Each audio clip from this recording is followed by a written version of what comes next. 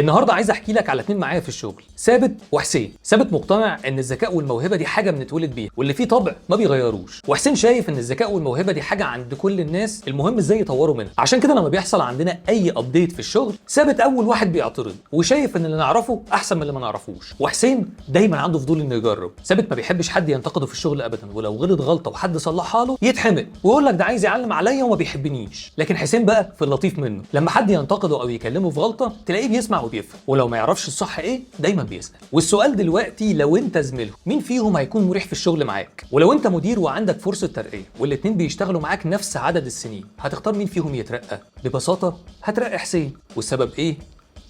دماغ حسين. ثابت وحسين مثالين للفيكسد مايند سيت والجروث مايند سيت، او الناس اصحاب العقليه الثابته وعقليه النمو. النوعين دول من الموظفين موجودين حوالينا كتير، ده ما كناش احنا اصلا كده. عشان كده خليني اقول لك على 4 فروق بين العقليتين محتاج تفكر فيهم كويس لو قررت يكون لك مكان وسط الناجحين جوه سوق العمل. اول حاجه، اصحاب العقليه الثابته بيخافوا يخرجوا بره الكومفورت زون، ما بيحبوش يعملوا حاجه جديده وشايفين دايما ان مفيش فايده. لكن اصحاب العقول المرنه فاهمين كويس انهم هيغلطوا ومستعدين كمان لده، وعارفين كويس ان الغلط هو اللي هيعلمه، وده اللي قدام اسمه الخبره. تاني حاجه، اصحاب العقول الثابته نفسهم قصير وبيبصوا تحت رجليهم وما عندهمش استعداد يبذلوا اي مجهود. لكن اصحاب العقول المرنه عندهم استعداد لبذل المجهود، وفاهمين كويس ان اي مجهود دلوقتي هيريحهم قدام، وكمان هيحقق لهم النجاح اللي بيدوروا عليه. تالت حاجه، اصحاب العقليه الثابته بيخاف دايما من النجاح اللي حواليه، خصوصا لو في نفس مجاله وشايف ان ده تهديد ليه. لكن صاحب العقليه المرنه بيحب دايما يعرف اللي سبقه نجح ازاي، وياخد من خطواته حاجه مفيده عشان يعرف ينافس. رابع حاجه، صاحب العقليه الثابته سلبي، لا عايز يتعلم ولا عايز غيره يتعلم، وشايف ان لما تكون كله يتصلح